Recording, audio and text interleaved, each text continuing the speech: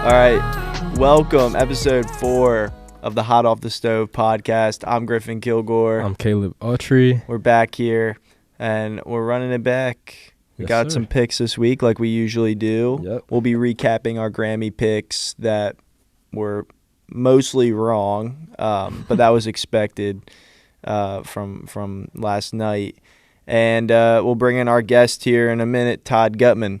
So, Caleb, start us off. What are the picks this week? Yeah, so this week, we had to start it off with the new Yachty, A Cold Summer. Crazy song, crazy video, nice chill little sample within the song. Definitely some chill vibes. Then we also have I Wonder Why by Joseph and Loyal Varner. Some underground like R&B alternative vibes. A great piano in that song. I recommend everybody listen, yes. But yeah, those are my picks for the week. What kind of like genre is that last one? R&B alternative. Like it's kind of a mixture. Okay. Not really one genre, but yeah. Got you. My picks, we'll go with Don Toliver, Bandit, new song with that massive Tame Impala sample. Such a sick vibe on that song, in my opinion. I hope that album, if he's coming out with an album, which I would assume, along with this single, carries a lot of the same energy. I thought the flows were great on there.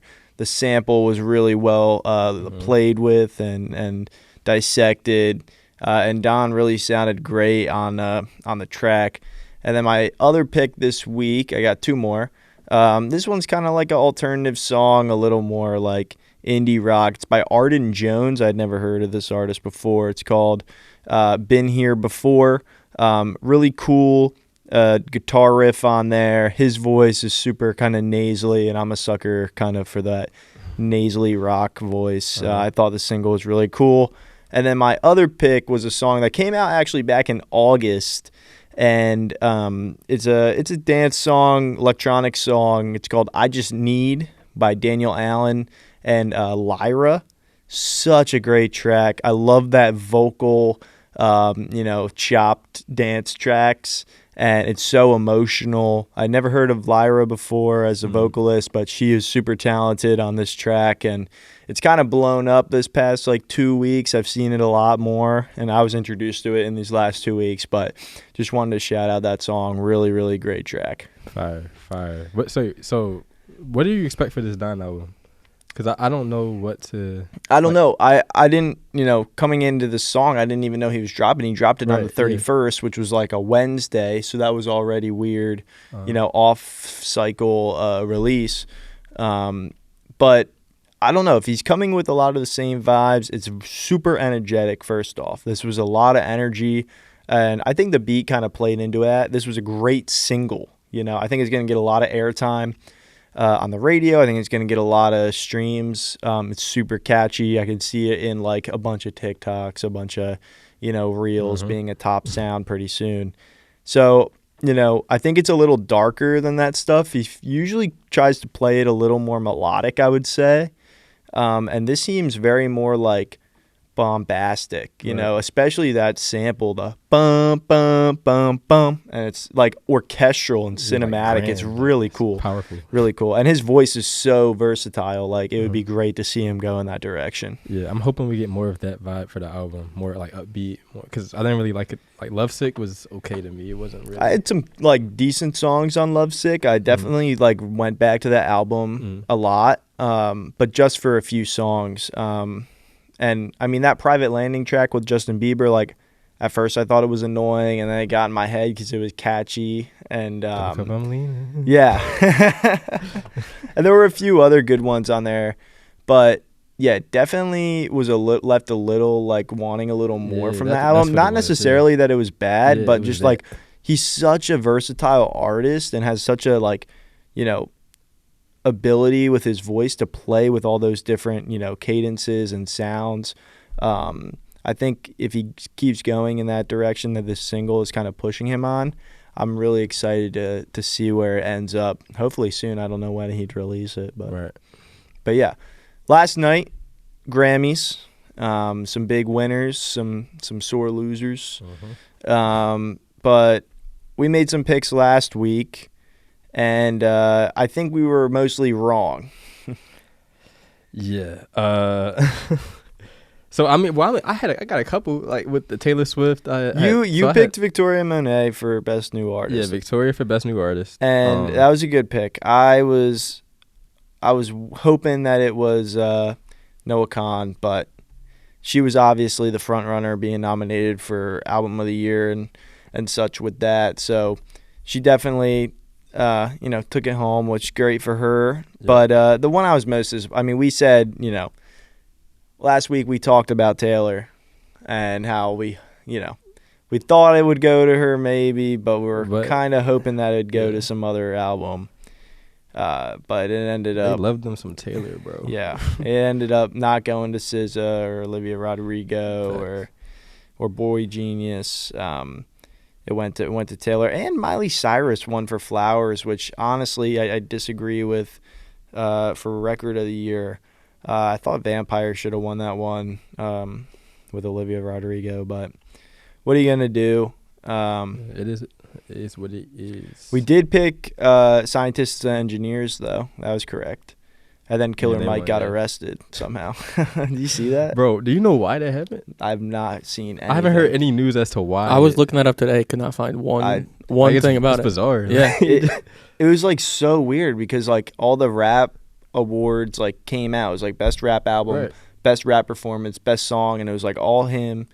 And then I think All My Life won with Lil Durk and J. Cole. But they came out like way before the show. I'm like, this is weird. Like, but they still came out with a picture of him holding his 3 Grammys after he was arrested. So like, I'm so the Grammy timeline was so confusing to me this year. Like, when did he win? When did he get arrested? Did he win? And then at 8:00 the show came on. Like, I'm so confused with when all this happened. Like, and then you have everybody silent with the Jay-Z stuff with the when he was saying, he kind of like came out and spoke against the Grammy board and just said that people were like, they're not being like it's not a good metric into measuring like how good an artist is. And it was true.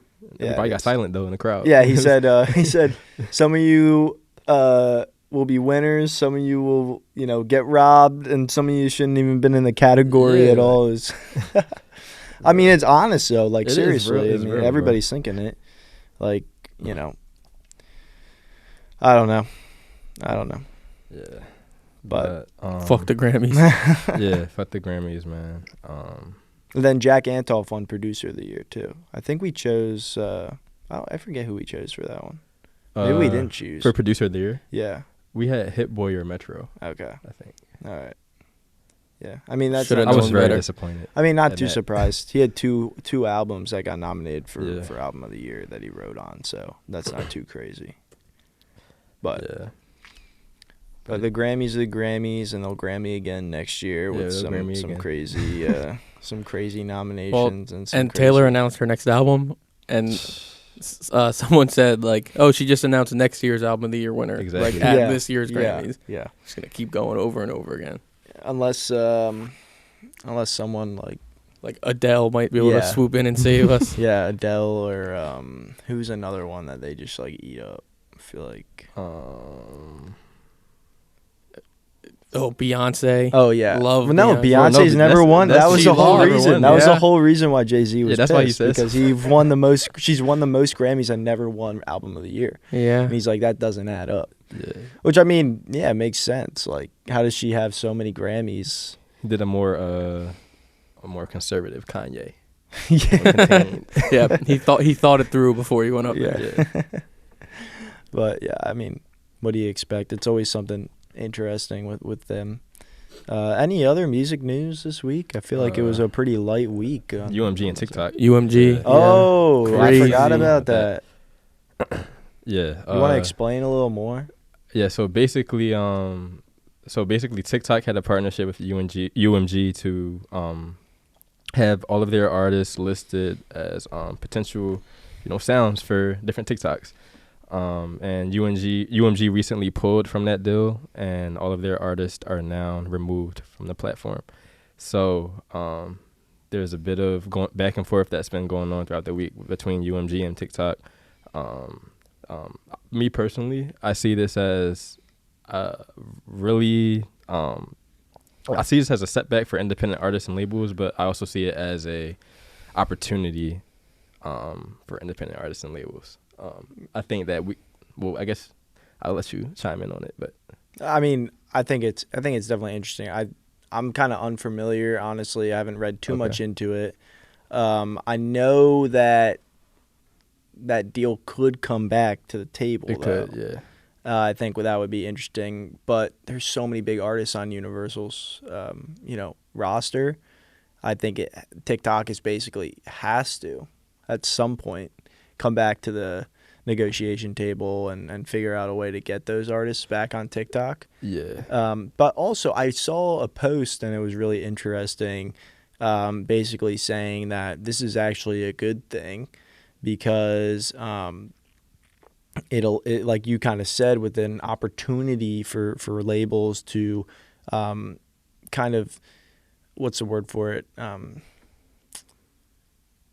I forget the word. Well, I get what you mean. Like, there's an opportunity for labels to come and make a presence onto the app and come in. Yeah, but or like advocate. That's the word I was saying. Advocate. Advocate for the artists more and see them kind of push for more compensation through that app. But also, what the post was saying was, we've become reliant as, people who find music, A&Rs, like all these people in the industry who are looking for artists, and it's basically handed to us on a plate with TikTok. But right. that fame, that 30-second snippet, doesn't necessarily correlate to industry success or, future success with other songs and future albums and personality of the artist. So it's almost gotten the industry into a lazy aspect where these songs pop off, these songs get popular, and the labels say, "Oh, well, you're popular now. Let me go sign you." Mm-hmm. And it's kind of taken out the scouting aspect of the job or of the industry. So I think it's an opportunity. At least this post was saying that record labels can kind of get back to really fostering success from an organic state of performance outside of these short form snippet contents. I don't know. I think it's kind of interesting to approach it from that, but also when the other two major labels are still on TikTok, I don't know how much that's really going to change everything, because you still have some major artists still on the app. I think it's going to end up hurting like UMG more than they realize. Yeah. It is. Like, especially like Ice Spice is on the UMG, and like she's like gets so much attention from TikTok. Like, that's like her whole marketing, and I think like they don't realize how much this is going to take a hit on like artists. Like Ice Spice is huge on TikTok. Noah Khan is huge on TikTok. Like, there's a lot of, I think it's going to hurt them, and I think even Taylor Swift. Yeah, but I mean, Taylor's such a unit. Taylor like Swift, it doesn't matter. Like with or without any social media. But I know with or without any social media. But think about it like this: Super Bowl is on Sunday. No Taylor Swift songs. Just videos of her with. There would be so much free brand awareness for her. Like, not that she needs any more. But I think she's way above it. Like she has so many media platforms. Yeah. I know, not that she needs any more. I'm just saying, from like the greatest and grandest like area, if it's a problem, it's going to be a huge loss for her. Think about on that trickle down for smaller artists. That's what I mean. That's what I meant by. I didn't mean to say independent in the beginning, but like just like the smaller artists that are assigned to UMG, it's going to affect them like in a major way. I feel like. Unless, well, I guess they're signed to a label, so the label, of course, will have to find other ways to push that artist. But I do think that they weren't thinking about the people that they have signed under them. I wonder what the artists. I haven't heard anything from the artists' end on this. Yeah, I want to hear that perspective. I wonder what they think. I wonder if they feel like maybe an area of communication has now been lost to their fans, and when it's such a fan-based industry, it's been pushed where you have these pockets of super fans, and all these artists need to really galvanize those groups. Right. Now that they lost one of the prime ways of communicating with those groups, I think it's going to be really interesting for those artists moving forward. Yep, I think it's going to be exciting, man. See them adapt. You like adapt, Yes. disruption. Disruption, yeah. All right, this week's guest is none other than Todd Guttman, professionally known as Teddy Canvas. He's developed his music industry skills over the past 8 years. He's been producing, audio engineer. But over the past year, he's done this great live event called Calm Shindigs over in West Philadelphia, right around Drexel. And he's been doing some great things here. So welcome. Welcome, Todd. Oh, My wrong God. one. Welcome, yeah. Let's go. How you doing? Doing well. Here, let's throw these on. Get them mic'd up. Yes. Get them mic'd beautiful. up. It's a beautiful setup you guys have. Oh, Thank you. appreciate it. How you guys doing? Doing good, We're man. good, man. Happy Thank to you. have you. Yeah, Yes, thanks for having me. Excited. So why don't you tell us, a little bit about you, where you're from, what got you into music in the first place? Yeah, for sure. Once you get situated. I know. there. I threw the hat on. It might have messed it up. The hat headphone combo is not. Is it It's not looking as all smooth. right? It looks good, but Okay. it doesn't feel great. It feels good now. All right. I figured it out. Yeah, I'm from Stamford, Connecticut. It's like a little less than an hour train ride to Manhattan.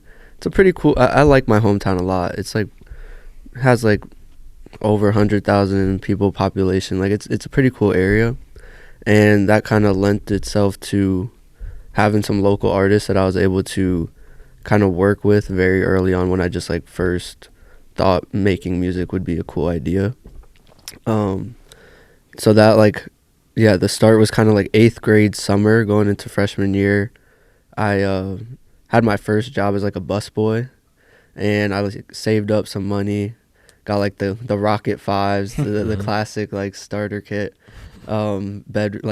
basement producer starter kit, the Rocket 5s, the little Scarlett interface. Yep. I think I got that off eBay, and then Low Road NT1A microphone, and I feel like that's all I needed. I remember on the side of the road I got some sound panels that they were just out front for free. No way. And then, and then I had the with foam. You yeah, put your, I put it too. in the corners of my basement guest room. in our this will house. make me blow up. Pretty right here. much. I was people are gonna take me serious when they come here. So that was kind of the start. I mean, I guess I was producing, learning to produce. In that summer. I was awful, terrible. It took me probably a year of just producing on my own, posting some videos just on my Instagram, and kind of just taking. It was just exciting, when you first stumble across something that you're kind of have no information on, and just everything is new. Right. So it was just a super exciting time. I was still playing sports at the time. I would come home from practice, load up YouTube, learn, watch Internet Money, Nick Mira, all them. Yeah. All the YouTube producer tutorials. Hell yeah. How to make Quavo take off. Pretty much. The behind the beats and stuff. Yeah. How to make Juice WRLD guitar melody. Literally, Lil Mosey at the time. Oh, yeah. I was obsessed with Lil Lil Mosey Mosey. type beats and Playboy Cardi type beats. I think we all live the same life. Yeah. Dude, honestly, probably. Yeah, so that's how it started. Yeah, it took a while though for the beats to be actually decent. Because I also wasn't going straight to Looperman and throwing drums on stuff. I was I don't even know if I knew that was an option at the time. I was Yeah. just trying to make everything from scratch. I definitely I did that too, where I had a phase where I did everything on my DAW. Yeah. And then I went oh, there's these things called loops. Oh Yeah. my gosh, I'm gonna use them. And then I was I hate using loops. I'm back to using it all by myself. I was Yeah. the opposite, man. I started out with GarageBand, so I was using the loops just to kind of get a feel. Okay, so for- wait, you went a whole step further. I Yeah. totally forgot that step because that's definitely how I started too. Yeah. I'd throw the random loops from GarageBand. And that's how I in there. would build and then I And kind I of was I want to make my own shit.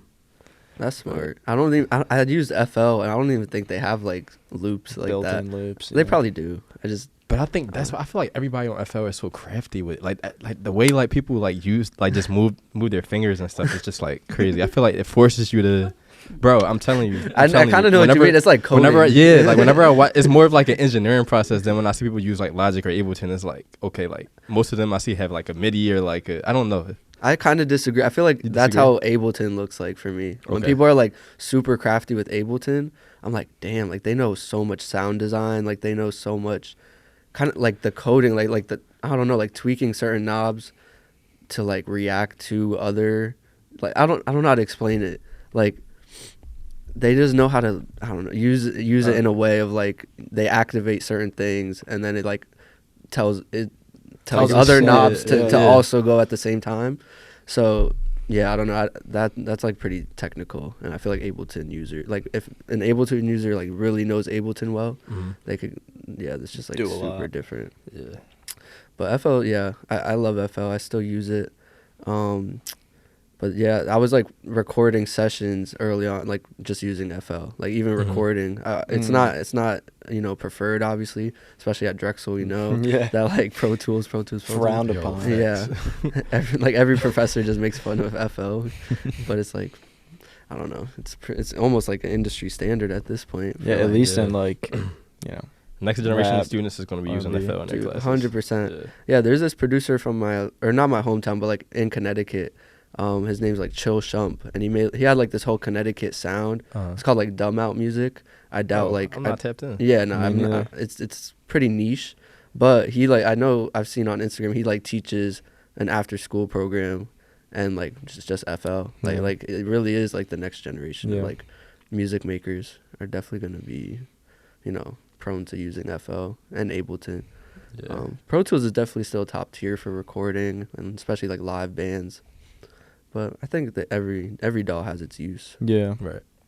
Especially Logic with like recording. Pro Tools and Hell Logic yeah. recording. If you do live shit, if you're more like production and like, really like fiddling with like the actual like meat of the beat, like FL and Ableton, I feel like are. The face you just gave me. Fiddling with the meat, he said. Filling with the I beat. didn't even catch it. Oh no, you did say beat. I said fiddling. Just move on. The face you gave me, bro. Bro. All right. Back You have to Todd. clarify. Back Was to it Todd. beat or meat? It was beat. Okay. It was okay. beat. Okay. It was Alright, not beat. Back to Todd's story. Oh, my story. Okay, the story. Yeah, all right. I was producing and recording artists, and then like it was like two main artists that I would work with like all the time. One is Young Dill, and then the other is Lil Bino, and yeah. So shout out to them. Young Dill's doing his thing. Honestly, I know he's like out in LA a lot, out in Miami. He just had like this freestyle on. Have you seen those? It's probably TikTok and Instagram videos of like take a seat and rap on the beat. Have you seen those? You've seen I those, haven't- right? I haven't seen him. haven't Yeah. seen So it's in like Washington Square Park in New York, and it's That's just some cool. dude has like a table, That's and fire. he's a producer. It's like Hunna G Beats or something, and it's basically just like. I think it started with just like strangers walking by the table would like sit down and rap on like freestyle on one of his beats, but it got so much traction, kind of similar to like On the Radar freestyle or like I'm trying to think what other or like what's the dude that like how much do you or I know. I like your car, how much do you make in a year? yeah. Like what do you do for a living? Daniel Mack. Yeah, it's like one of those type of like online series. And then eventually now like big artists will go on and like rap, take a seat and rap on the beat. That's So yeah, Young Dill just did one and he got like 3 million views on it. Whoa. It got picked up by World Star. fire. Yeah, Nice. he's super talented. And yeah, so I was working with Lil Bino a lot. That was just like my friend from he was like a couple years older than me. I was making the type of beats that he liked, and then we would just like after school he would just come over. We would just like I would make a beat on the spot. He would rap. I would record him. It was just a learning process because I like barely knew how to record. I would be with him looking up like vocal presets and Right. stuff like Lil Mosey vocal presets or something. Trial Like and FL error. Studio tutorial. Just a lot of trial and error. And then with that, then eventually Young Dill like was just he went to a different high school, but in our hometown. He wanted to like tap in with us. Then he came over, and they made a song together, and it was called like My Vibe, and it's so catchy. I still it honestly holds up. At least maybe I'm biased, but it holds up. And that got like maybe like in the first week, I'd say it probably got like 15K or like 10K on SoundCloud. And that was like super exciting. Everything was just super like new and exciting. So that got like 10K maybe first week, and then just like we would go to parties, and like it was one of those songs like people would just play and like get, you know, like it's like the hometown kind of like viral song. Like, not viral, but in terms of like just like a small town. Got some notoriety for that, and we just kept making music. We dropped like I dropped a song with Young Dill that got like 20K, and like we just kind of were improving. We were all improving at the same time, and then like once high school was over, I was when I was looking at colleges, I wanted to continue learning the production side of things as well as engineering as well as the business. So that led me to the summer camp. Yeah, that's where we met. That's where we met. Like you're a year younger. Yeah. And I think I was a junior and you were a sophomore, or I think you were. Maybe going. Yeah, I was going into my junior year, yeah. so you were going into your senior year. Yeah. And we had a week long summer program here at Drexel, the music industry program. Yeah. And like just the resources here, the curriculum, the co-op just like brought me here, and I knew I didn't want to like stay in Connecticut, so it was nice. It was like a nice switch up. Yeah, definitely a nice switch up. And then, I mean, over the last few years, or I guess over last year, you started Calm Shindig, which was kind of like last spring and summer, and those have been going really well. If you want to talk about those for a little bit, because I always see you posting them, and they look so much fun. I've been on one. They're amazing, bro. I appreciate that, dude. It definitely was just something that it was just an idea, and I don't know, like I'm in a space right now, like if I have an idea, I just like have to kind of go through with it. It's probably the same thing you guys had with the podcast. Like, it probably was just like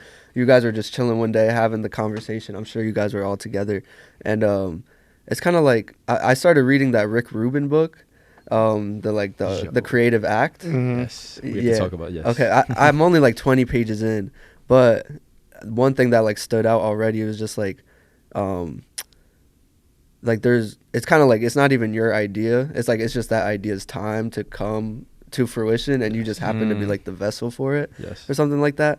So yeah, so what led me to make the Calm Shindig was I didn't really get a co-op that I was like super just like I like a high level company or anything like I did my first co-op, which we could talk about that in a sec too.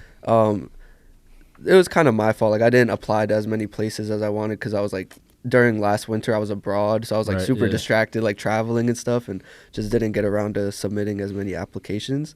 So I found like my own co-op with a local like artist manager. Shout out Logan. That was a great experience as well, but it wasn't as demanding as like going to New York for my other co-op, my first one. So I had some free time on my hands, and I have a backyard at my place right now in Philly, and I just from like being in Philadelphia for the past like 3-4 years, I just have a lot of music connections, either DJs or like live like musicians, artists.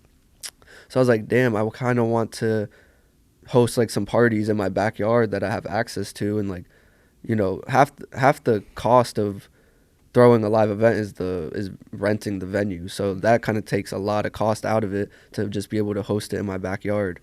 So it was just an idea. I wrote it. I didn't even have a name for it. And then I was just like laying in bed one day, and then I don't know how it came across my mind, but it was just like Calm Shindig. And I just like wrote it down. I thought it was funny. I ran it by like a couple of my close friends, and they're like, "Yeah, that's cool." Kind of catchy. Yeah. And it fits the vibe really well. Like I didn't know if it was corny or not at first, but I ran it by a couple of people. Like, yeah, like there's nothing wrong with it. And I was like, all right, cool. So the first one I had, it honestly there was no. It was mostly just like a party of like with friends in my backyard. With like I had the Like I had food going on the grill. Mm-hmm. I had, I provided some drinks. It was just a nice summer day. And then, and I just had like my DJ board out there. So like I was spinning a little bit. I'm like learning to DJ right now. Like Yeah, I'm not good at all. Wait, who said same? I'm doing You it, are, dude. dude. I'm thinking about doing it. Dude, too. it's fun. so much fun. Like It's even so if you're fun. not I'm about that to get good, like mixing songs together. And bro, like I use DJ Pro, which is like it's like kind of like Apple's like offshoot DJ thing. Okay. And their AI is crazy now. Is it DJAY? Yeah. Okay, I think I've messed around with that. And before. their AI is nuts. Like it's crazy. Like the stem separation, like everything that they can do, like just in that DJ app, like is really crazy. After they just updated it like a few weeks ago, and that update like just like made it go from like a kind of like a decent, DJ platform to like insane. Like really. What you can do with mixing on there now. Have you been mixing like dance music or? I mean, do you like to I'll just mix? do whatever, like popular like party stuff, and then if I like do my own like interests, like it's just fun to mess It's so around, you fun. know. Damn, DJ Griff. Dude, it's so fun. It's so fun because like I love like having like either like a soulful like Kanye type beat and or like a indie rock beat and then throwing like some Kodak or like a gun vocal on it, and it just sounds so like the it's just so mix. fun. You can like solo the voice and just keep all the beat. It's crazy like what the mashups you can make. It's so much fun. fire. It's But so fun. so your first one you were I was just and- spinning a little bit and just like I don't know, just I threw parties in high school, and I just love hosting and like bringing different groups of people together.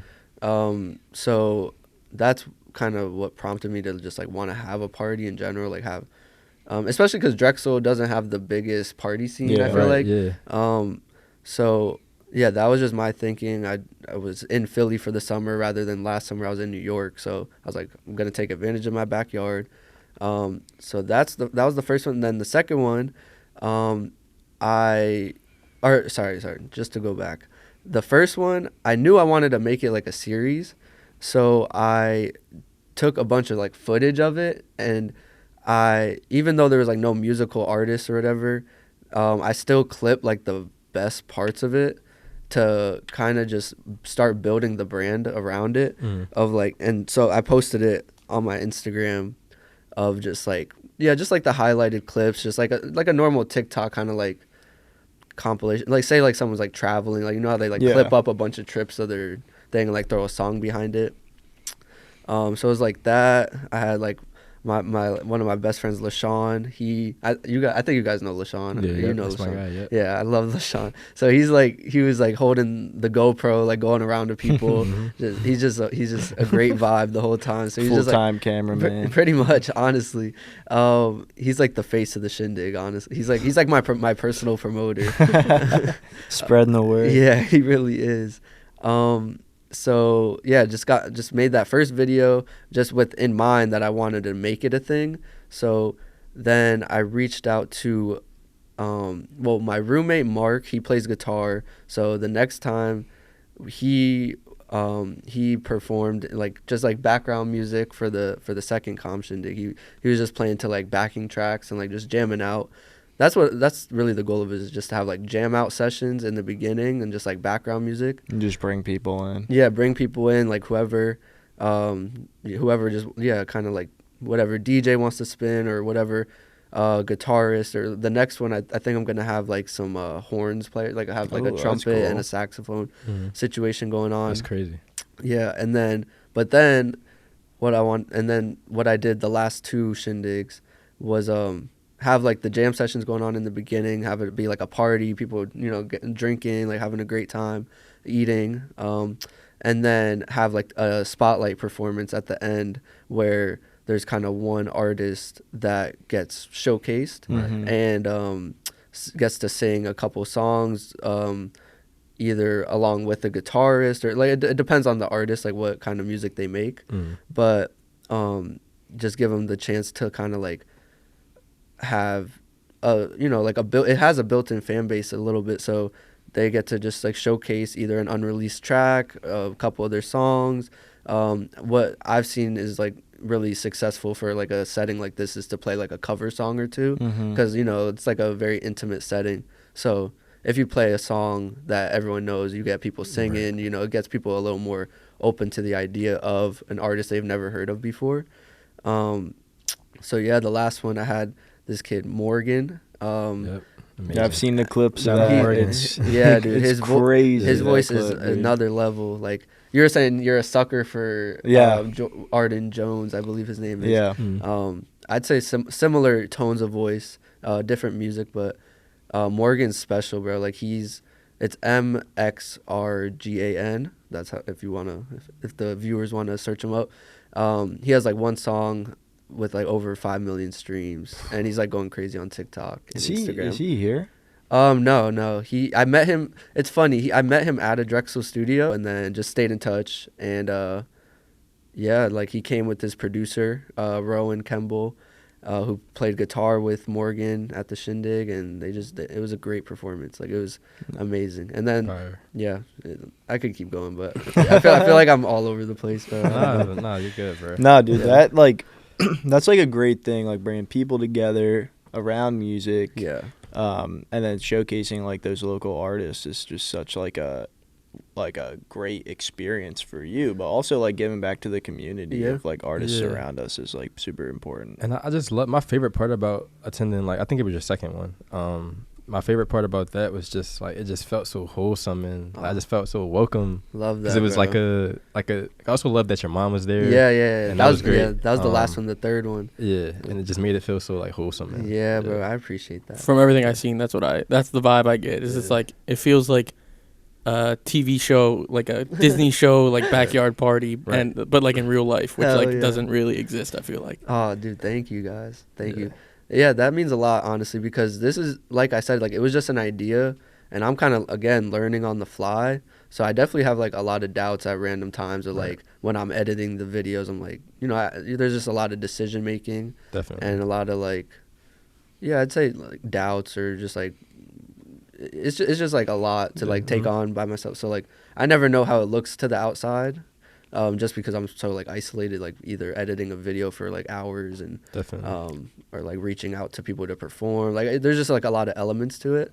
So yeah, that means a lot. I think it comes that's across well. I think that's important. Like in any creative like endeavor, there's so much doubt that goes into it. You know, like self-doubt, and then like, you know, worrying about, you know, how it looks to the people that are, you know, seeing the content and seeing what you're doing.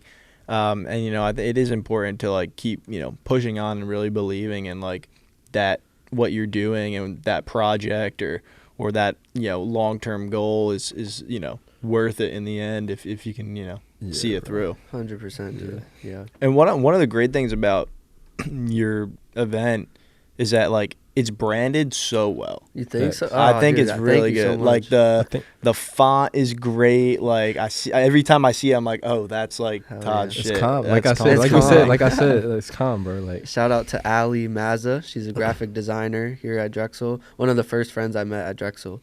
She made the logo. And I feel like it fits so perfectly. I'll throw it up on the screen right now. Oh, hell yeah. Perfect. Yes. A Calm Shindig. But yeah, I think that's one of the biggest things too is like working on like your branding and like getting a story with your brand, and like you know, you've had 3 events so far, and you've been able to really find that, which is tough to do like on such a, you know, quick basis. And now coming into your second, you know, spring summer series, you have like a lot more footing under you to kind of experiment and take some more risks. Oh yeah, I definitely have like big plans for it. We'll see exactly what happens, but I definitely want it to become kind of like one of those series that I was mentioning before. I want the content to be kind of the main selling point. Gotcha. Well, I want the event to be, of course, like the best thing, but obviously it's a backyard. Like it could only host 80 to 100 people, like probably max. I'm not sure exactly how many, but I want the content to really be like kind of the factor that like sets it apart from other things. And so I want it to kind of, I definitely take a lot of inspiration from like On the Radar Freestyle or like Colors Show or like Tiny Desk. and when it like becomes like a digital platform along with an event. Right. I feel like that is like something that you don't really see. I know there's another Instagram or like digital media platform called like Apartment Life. I don't know if you've seen it. Is that the guy who goes to all the apartments like Nah. they're walking by? No, Like the celebrities are walking by. Yeah, he's like, "Yo, can I see your apartment?" No, it's I think they're based out of London, but it's like DJ sets. Okay. And it's like in an apartment. Oh, that's cool. You've seen it. Yeah. So, and they just had I forget it. It's like it's something Koi or I don't know. I know like have you heard of like Selection? Yes. So it's like one of the founders of that did a DJ set, and it's like in an apartment. That's fine. And people kind of have like a dress code, like it's like very well curated and like looks really like just visually aesthetic. And I want it to be, and there's like people having drinks, like enjoying themselves, enjoying the DJ, but the internal audio is something that they could put out on like SoundCloud and like on platforms. So I think that's the next level for the Shindig of like really capturing the internal like the performances through like a DAW. And then pushing out content and pushing out maybe like a Spotify account. Like, you know, like a Colors show, like they have like the crazy performances on Spotify. So I think I want to make that like advancement to it. Gotcha. Yeah. Along with getting bigger and bigger artists.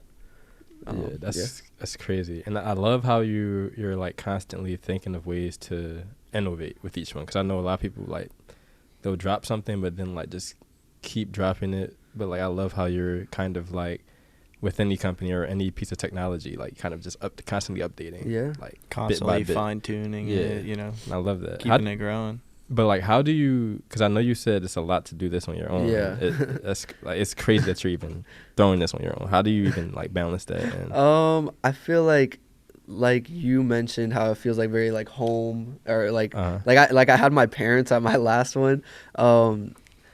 They helped out a lot. I feel like since it is such a loving event, like LaShawn and my other friend, like my friend Nick was willing to work the door and like get people to like pay before they entered.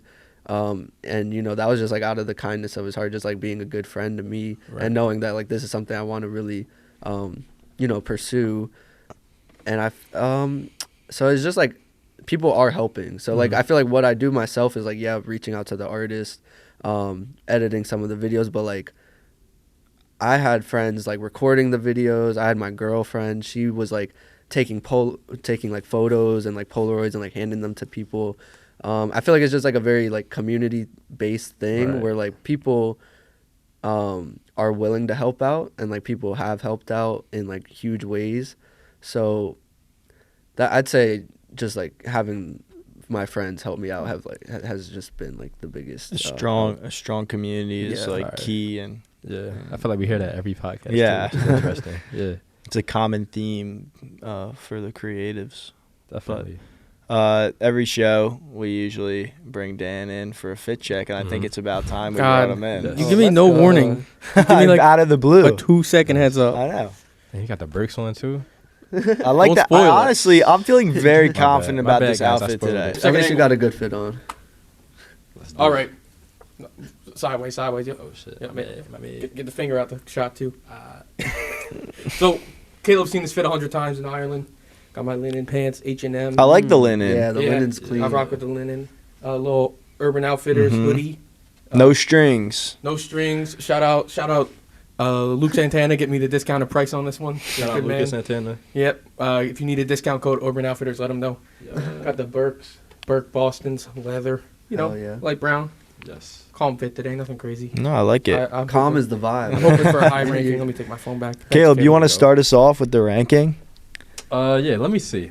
I'm gonna you know what? This feels very nostalgic, so I'm gonna give it an 8. I'm gonna give it an 8 actually. I'm gonna give it an 8 because all right. Let's go. I saw this so many times in Ireland, and it just reminds me. Of in the summertime he's wearing that. It's Ireland. It's not. I mean, I've been to Ireland. They don't have a summer.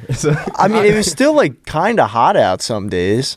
Was it not? I don't know. I think Caleb the highest was like 70. I mean, I guess the linen pants kind of like air it out, you know. And the hoodie's not too hot. Todd, do you have a rating? I like it a lot. I think that's like a very everyday, you know, like you can't go wrong with it. What, out of 10? Out of One 10. You can do 16 too if you want. What, out of 16? I saw that too.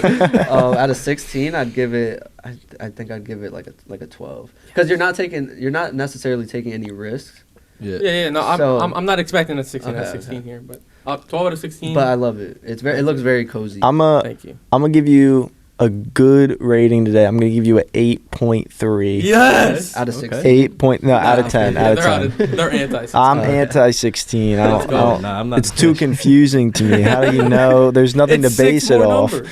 Yeah, but then like Bro, I but hear it's not 11 out like- of 16, and I automatically like, oh, what's that out of 10? So I might as well just use 10. You know. I'll take my ratings and thank you guys. I'm getting better and better. every 8.3. week. I like it this week. Just wait. Yeah. I got a little. You got a secret surprise for weapon us? back You got- on. Oh. Just wait. Next pod. One day you gotta go like full designer junkie. Like Yes. Gucci bag. chrome hearts, Yeah, like I'll have Argo hook me up. Argo got all the designer plugs. Yes. Cartier frames. All of it. Todd, you got any favorite releases so far in 2024? 2024. Oh shit. Wait, so that's like a month and a half. Yeah. Or like a month. Or any songs that you yeah. found over the last month. Maybe they don't have to be released. I know, yeah, that's the thing. I haven't been it's kind of fucked because I'm like looking at like A&R jobs and like I've done A&R in the past and I've like been on the cusp of like just always trying to find the new like just a new artist to like pitch and whatnot. But I feel like I've been going back to music like older songs. Mhm. I feel like because I was such a rap fan, like underground rap, like we were talking about Lil Mosey, but like even I'm trying to think like I was like super into like X and like even in like middle That school SoundCloud. yeah, sound. like Pro Era was like the first like rap group that I was like obsessed with, like Joey Badass Mhm. in New York. Mhm. So like I always loved like upcoming rap, but I don't know, I'm not gonna say I fell out of love with it, but I just feel like it got super like oversaturated. It's in not as certain raw things. anymore, to be honest. A Like I little kind of bit. agree with you. Yeah, so trying to think. Well, actually, a new artist that I really like is Kid Moon. He's fire, cause he makes like indie music, indie / like it's still kind of like underground like SoundCloud rapper, but it's like definitely indie rock influenced. Cool. Okay. Yeah, Kid Moon is sick. Release. I'm trying to think. I'm obsessed with like Cash Cobain and them. I love their music. Like Rump is like a song. Top tier song for you? Yeah, I've been going back to that a lot. I'm trying to think what else. I've been going on these ski trips with the Drexel ski team, and like everyone's bumping EDM and like house. So like I've definitely found my favorite songs in like that genre. There's like the song Dusty by Bad Patterns. Oh, I never heard that. It's I'm gonna pretty add that fire, right but it's now. definitely like it's a dance track, like house dance. Who is it by? I think it's Bad Patterns. Bad patterns. Dusty. It's like it's a really sick sample. All right, I'm adding it. I think that's what it is. Dusty. This would be a great time to plug the playlist, Griffin. Oh yeah, Yeah.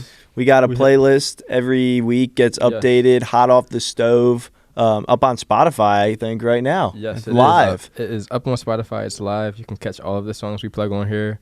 So yeah, definitely go check that out. Got some. It's got all sick. of our recommendations over the past 3 episodes, and all the ones today will get added tomorrow.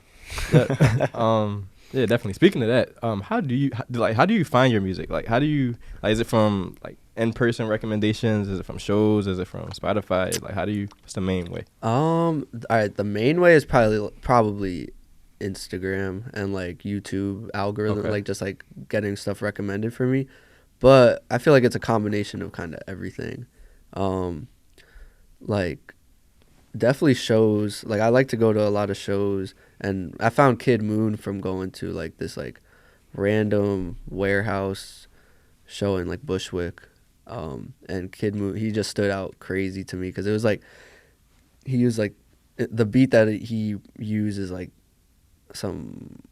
It's like some, I don't even know, I forget what genre it is. It's like some R&B drums on it, and like he just did his thing. I don't know. He's just fire. It's just like very, very Genreless. unique. Yeah. Yeah, Very he's unique. hard. So I don't know. Like shows is definitely where you could find like artists that got it, you know, like it got the stage presence and the star power. But then, you know, labels aren't, you know, labels are also looking for people that are going to stream well. So Yeah. definitely like, yeah, like shit that's buzzing on TikTok. I don't know, people with a good look are like, well, now I'm thinking of A&R experience, but I definitely was like always kind of looking at people who were authentic, like weren't putting on an act, you know, like if their music said one thing, then their social media presence and like everything kind of was aligned with the music, because it's like they don't know any other way, because they're just being their authentic selves. I think that goes a long way for like an artist, for me to like become a real fan of an artist. Why don't you get into a little bit of the A&R experience? right, I know you internship 2 summers ago at 300 Entertainment. Yeah. Get into, you know, that experience. Yeah, that was a once in a lifetime opportunity. That was like really eye opening and like just an exciting time. I was like taking the train in the morning from like my hometown in Connecticut, and like walking around Midtown and like going to the office, and then seeing like Kevin Lyles, like That's crazy. the GOAT. Did you meet him or like just see I met him the first day on the job, and then you guys had the questions beforehand, and I took a look at them, and like one story I like had in my head to like definitely like it reminded me to like think back to it. But there was like this one day at the office, I got there, it was me and Max, a kid in our major. He also interned there. He was on the digital marketing team, and I was on the A&R team. But we got there like pretty early before other work, like people got there, or before the office was like open. And then next thing you know, it's like me, Max in the lobby, and then it's Kevin Lyles walks in. And he was like so confused as to like how we were not able to go into the office right now. Like, I don't know, someone may have called out sick or something. I don't want to throw anyone under the bus. Like, it definitely happens. But he was not happy about it. And he was like taking videos of me and Max. He were like, we're ready to get to work. Like, where are you guys? And he like sent it to the group, like the group chat of like the, I don't know, the higher ups at 300. And then once people did trickle into the office, they were like mentioning it to us. They were like, you guys are ready to work, huh? Like, I'm like, you're famous in the company. Like we were sent in the group chat of like Kevin Lyles just taking like a selfie video with us. It was so funny. That's crazy. But overall, like that, yeah. So that experience was sick. Like I would clock in, I would make my like coffee there, and then I would just like kind of, it's kind of something that you are given tasks to complete, but there's also times where you kind of are preparing for something coming up. And like there would be weekly pitch meetings. So if I didn't have a task at hand like that I was specifically had to do, I was kind of just doing A&R research and on TikTok, just looking at like trends or like duets of like of trends.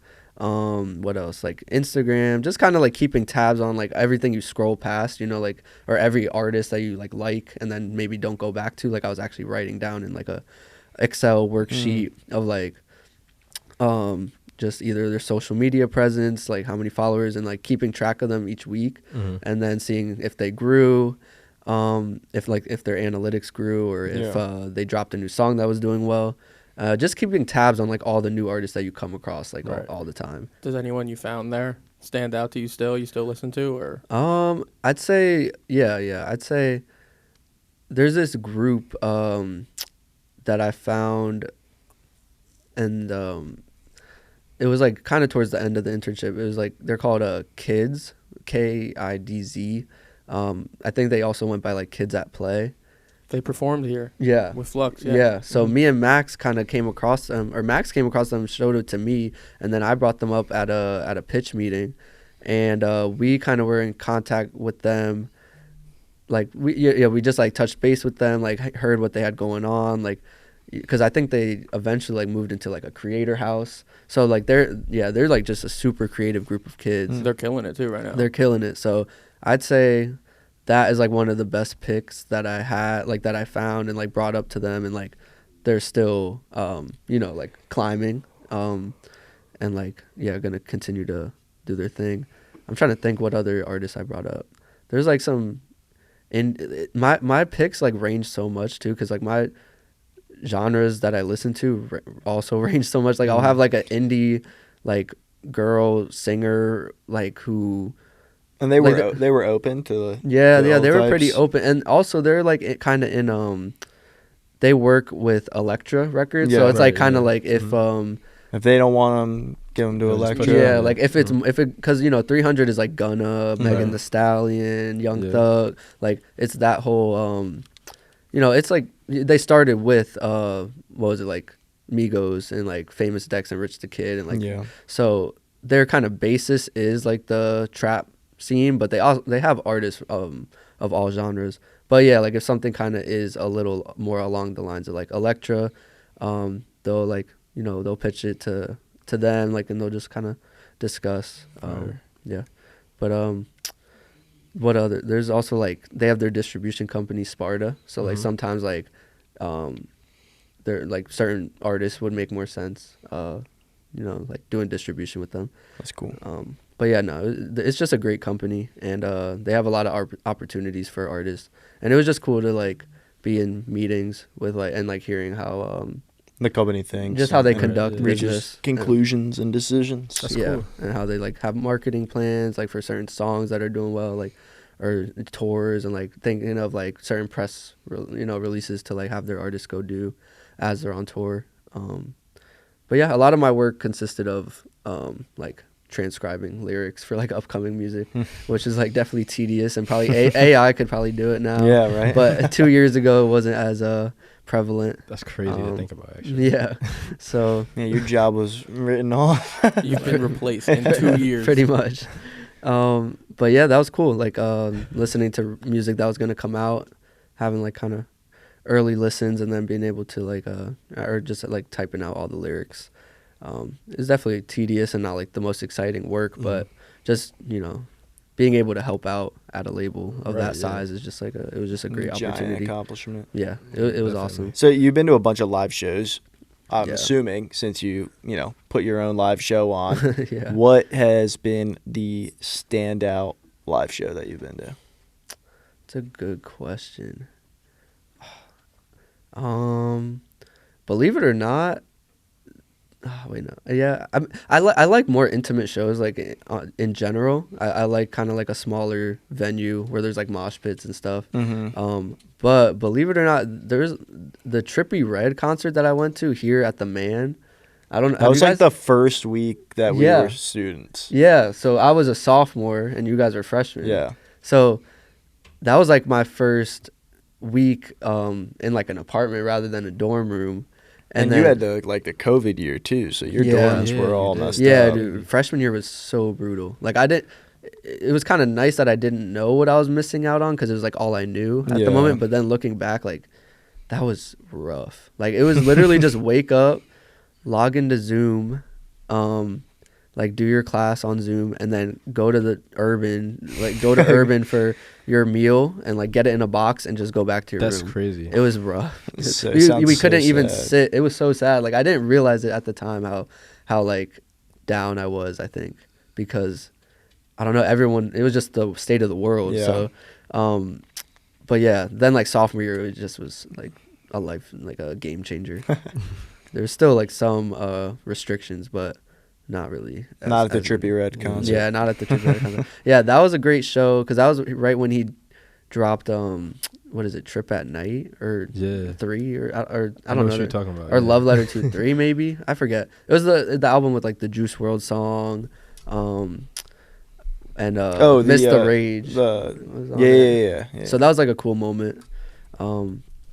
And just the Man is such a sick venue. Yes. It's just outside. It was like the end of summer. It was like new friends that I made freshman year, and now we're able to go out and like do something finally. So that was a great show. I'm trying to think. There's like this Redville. Do you guys know Redville? Mhm. Yep. Him and Chris Patrick. Love Redville. Yeah, Redville. He's Wait, that was on the wrong side of the mic there. Love Redville. He's the man. yeah. His music is great. I saw him and Chris Patrick Okay. in Brooklyn. Yeah, Baby's All Right, in Brooklyn, and that was a really cool show. That was funny. I saw him. I was with Mark, my roommate, and we went to the show. Like we went to New York, went to the show, and then on the subway home from the show, Redville happened to be on with like his like brother and like his manager That's and whatnot. crazy. So we just like we didn't want to like overstep or whatever, but we just like thanks for a great performance or whatever, and just No, he was on the way. he was home. on the subway like going Yeah. back to Manhattan like the same way we were. So something similar to me that happened to me this summer. I was at a Yankees game. Yeah. And we hop on the subway home. I look across from me. And there's this older woman. She's blonde, and I look over to my girlfriend. I'm like, she looks really familiar, doesn't she? And everybody kind of is looking around and like thinking the same thing. There was a bunch of younger girls with her, and we asked the one girl, and it's like, I know her. Who is she? She's like, oh, that's Barbara from Shark Tank. Oh, no way. I was like, and it On was the like train? on the subway. It That's was pretty wild. crazy, sitting right across from it. It was like celebrity in the wild, That's like a billionaire. Yeah, I was Yeah, gonna say like, that's he's a like, Take like- an Uber. Like I was like, what's That's going on another here? level. I was like, dude, I got to picture all my ideas right now. Not Like, this podcast. Actually. yeah. This wasn't. I should have pictured the podcast, but this wasn't created yet. So, shout out Barbara. Yeah, I'm actually really shocked that she was on the Like that subway. was. It On was the wall. literally Put her like on the wall. Yeah, like we were not like Put her on the wall. last person you'd think to be on the subway. You Yeah. know, but That's funny. shout out public transportation. Got to Public. get that more. Yeah. Yeah. How about you guys? What were like some good concerts you've been to? I would say one of my favorites was probably you weren't there then, but at this summer, it would make sense when I finish. So we, Don't get too excited. You weren't there. I've only known you for like a year. All right, so listen, me and Dan went to this festival in Dublin, right? Oh, So Longitude. I actually Longitude I Festival. fucked up my answer. I have a new answer.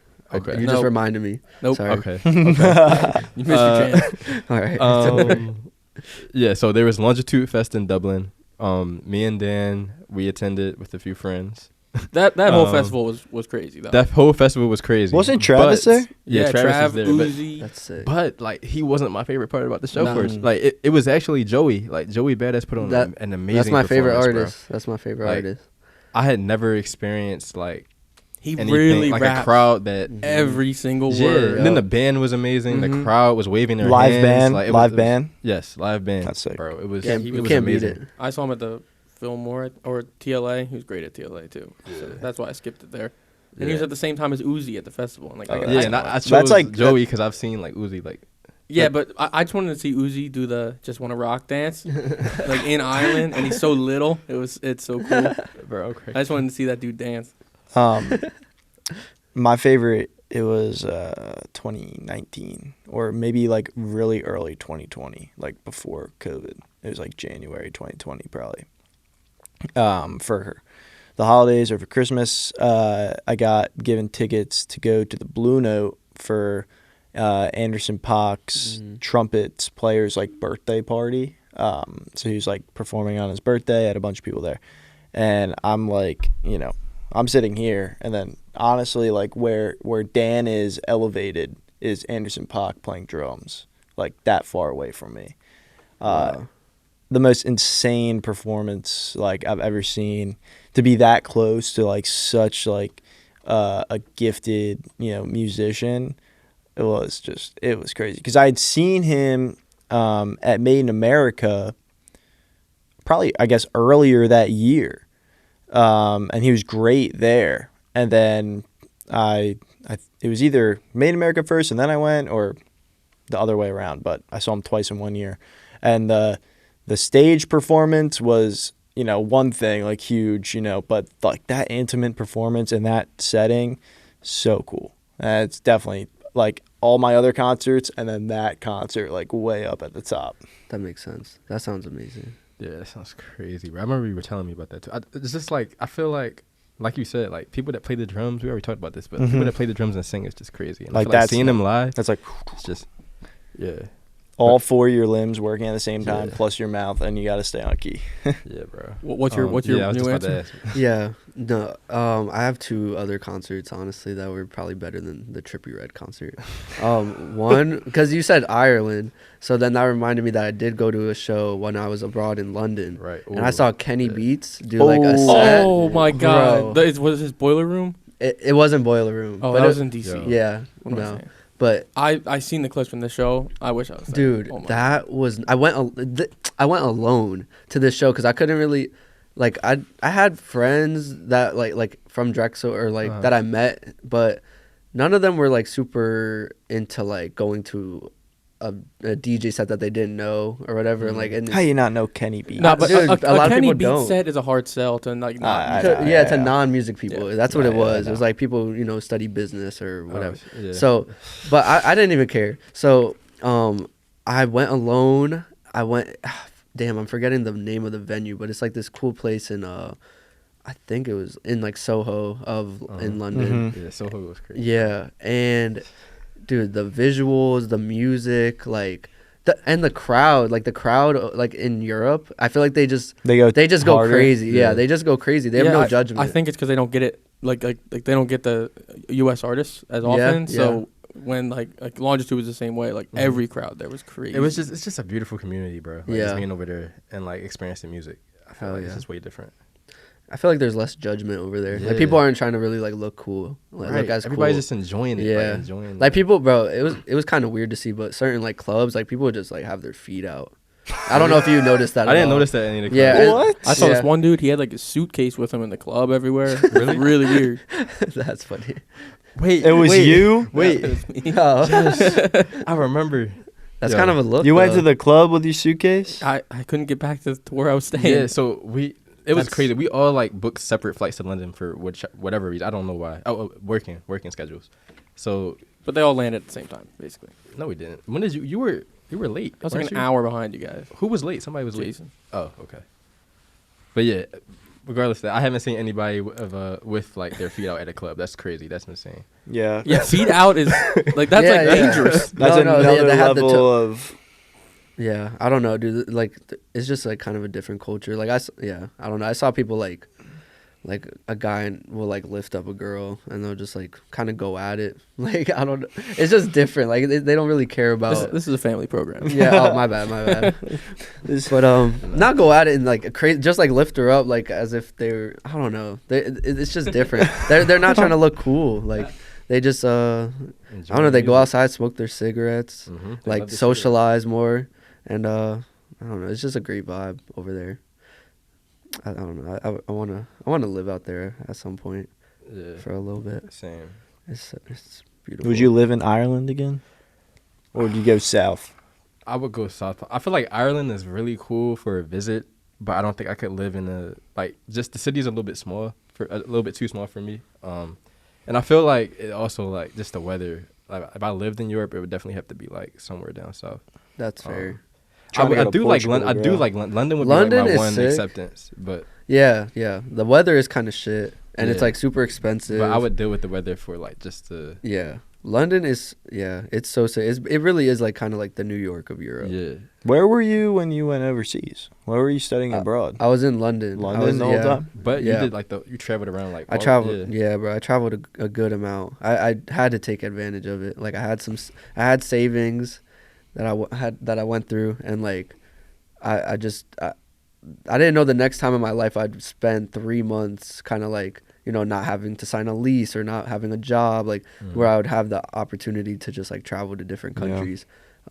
So yeah, I hit a good amount of countries while I was studying there. Study abroad, kids. Yeah, if you have the chance to, I definitely recommend it. Yes. Study abroad For or sure. co-op abroad. From Why someone not? who has not gone abroad during college. But, hey, Should, bro. Todd, thanks for coming No. on the show today. This was an excellent episode. Yes. If you want to follow Todd, I'll let him shout out Yeah. all his stuff Yeah, right mhm. now. Plug straight ahead. I'm looking at you guys. Todd Guts on Instagram. That's my personal account. TODDGUTTZ. And then the Calm Shindig Instagram account, so you guys know when the next event is coming. It's gonna be early spring. I'll give that out there. Ooh. Calm dot shindig. on Instagram. And I believe that's really it for now. Follow up. Yeah. Hit them up. Remember to like and subscribe to the Hot Off the Stove podcast channel. We got new episodes every Thursday, barring upload issues on YouTube. I'm excited for you guys. I think you guys have a really good setup here and like Thank you. Thank you, bro. Thank you. Yeah, duo going on. Thanks, and like dude. there's a lot of people to have a lot of stories to tell, you know, that Yeah, add definitely. direction. It's all about the stories. Hell It's yeah. all about the stories. So, Well, thank thanks you for coming having on, me. Todd. Thank Follow you, Todd guys. up. Look out for Calm Shindigs this spring. Hell yeah. Hot Off the Stove podcast, episode 4. I'm on your ass now for days and days. I used to fuck with you, change your ways.